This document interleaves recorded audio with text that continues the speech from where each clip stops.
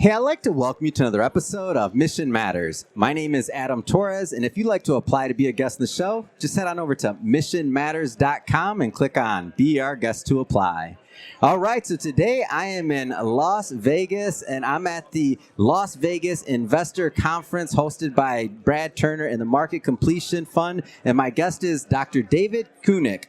David, welcome to the show. Hey, thank you so much for having me today, Adam. Appreciate it. All right, so first off, is this your first time at the conference? No, it is not. I've actually known Brad for about 5 or 6 years. Ooh. And I remember going to his conference in L.A. right before COVID broke out. I was just going to say, timing-wise, yeah, for sure. Oh, yeah. So I've been an MC here. I've been an investor judge here. I've had some of my clients here, and I've had some of my fellow investors come just watch and learn from others. What keeps you coming back? The diversity. That's what keeps me coming back, is that it's not just one industry. It's really touching numerous sectors with a diversity of people from all different backgrounds, all different financial backgrounds, and also people that want to be here and to literally learn and empower themselves with information and knowledge. Yeah. I noticed you're wearing a button there. The wire is I couldn't see it quite clearly. What is it? Oh, there we go. PMA. PMA, positive mental attitude. That's what I'm hoping it stood for. Well, one of the things is that as a capital raising advisor, we work with a lot of entrepreneurs, a lot of founders. We live in a lot of negative society. So part of what we do is teach positive mental attitude. Yeah. And that's why we always wear the PMA pin. And when you're working with entrepreneurs and founders and raising money, you got to help others keep that positive mental attitude. Yeah. What's it like working with founders in that capacity? Because that can be a little challenging, right? It can be really challenging, but by trade, I'm a medical guy. I'm a physical therapist. I used to own a bunch of physical therapy centers out on the East Coast. So my little secret sauce is taking a medical approach towards business. And working with founders is that you have to listen. 2 ears, 1 mouth. Use them proportionately. Have them try to really make sure they keep the old phrase, keep the horse in front of the cart. Yeah. Okay. Also, something I teach a lot is what's called the positive power of negative preparation.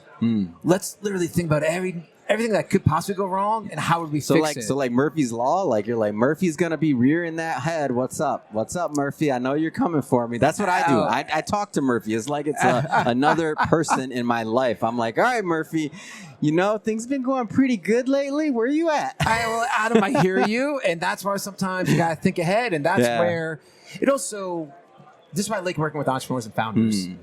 I'm one myself. I've had multiple companies. I've sold a few companies. I can relate to you directly, unlike a consultant that might have never had the experience and never been through it. Because it's about having that emotional and that personal connection, too, with working with entrepreneurs and founders.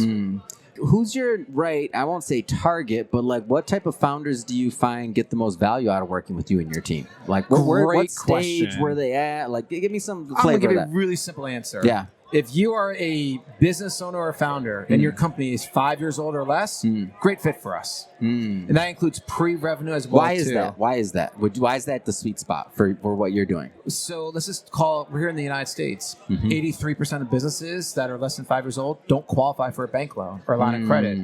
So you're dealing with some of those like nuances and really specializing in helping those entrepreneurs. Exactly. Or, hey, you're going to go raise maybe $50 million or $100 million in 4 or 5 years. How are you going to raise that first maybe $5 million or $2 million, even $1 million? That's where we come in and we really help out with. And the reason why we always say 5 years or less is that most people forget your business is going to need more money in the first 5 years. Yeah.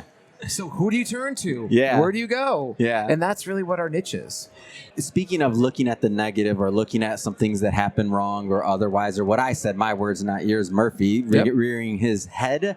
When have you found, like, what are some of the reasons why you find entrepreneurs often fall short when they're looking to raise? Like, what are some of those, like, general reasons you see? Sure. So we call those Dr. David's Green Nugget Advisory Tips. Hold on. Say that slower. What is it called? All right. So we call those Dr. David's Green Nugget Advisory Tips. Green Nugget Advisory Tips. Is that trademarked? No, we're working on it. But if you follow me on LinkedIn, you will see twice a week videos or a post about a Green Nugget Advisory Tip. Okay. And we give out information about this all the time. So our number one Green Nugget Advisory Tip is this. It's an oldie but a goodie. Yeah. Failure to plan is planning to fail. Oh. When it comes to raising capital, a lot of founders they don't know what they don't know, or unfortunately, they're a little lazy when it comes to raising the money. Hey, I'll work on a business plan. Yay! So they want to do it. They're like out there, but they're not like executing on what they should be out there doing. Am I understanding that right? Because their intent is there, right? Well, like they mentally want to do it, but yes and no. Oh, okay, go ahead. And I know we have a limited time here, so I'll give you some very cliff notes. Yeah, go for it. Number one, either you don't know what you don't know. So who do you turn to for help? It's not your accountant. It's not your lawyer. Yeah. And it's not your business coach. Yeah. So who do you turn to? You turn to a capital raising advisor like myself, Dr. David. Who's done it before, who's worked with a lot of things. You've seen a lot of case studies, so you're not like on your first or second raise. You work with many, many people. Exactly. So either directly or indirectly, you've been through it. And the other thing is, too, is that the second part is that how bad do you really want it? All right. And when it comes to people saying, oh, there's no money out there, so tough to raise money, I'm realistic. Yeah. Have you practiced your pitch to at least 50 people? Have you done your 2-minute elevator pitch in the commercial, your 2-minute elevator pitch in front of a mirror? Yeah. 150 times minimum. And the reason why I bring this up is that a lot of the reason why people have a difficult time raising money is due to the fact that they're not putting as much effort as they should. And let's just call a spade here. We've all heard of a little show called maybe Shark Tank. Oh, yeah. Oh, yeah. Kevin O'Leary, Mark Cuban, or have you ever heard of a little guy who has a little bit of success called Richard Branson? Oh, yeah. Oh, yeah. All three of those people say the same exact thing. If you are an entrepreneur, your number one job is to learn how to raise money. Wow. Learn those capital raising skills because you're going to need it for the rest of your life. And Adam, this is what's going to really blow your mind. You know what the real trick is behind capital raising? What? I'll bite. What? It's called networking. And having proper networking skills. Yeah. Because the main reason why people cannot get investors is they lack proper networking skills, which then comes across as they lack emotional intelligence or they lack proper business etiquette. And that's how they're showcasing themselves inadvertently. Yeah. So we always tell people a lot of what we do is teaching networking skills and something you're going to use for the rest of your life. Man, love it. Well, David, I know you got more to do over here, but appreciate you taking out some time. Last thing I want you to do, I want you to look at the camera and I want you to tell people how they can follow you, how they can learn more, how they can follow up. So great way is go to our website, ucsgreatness.com.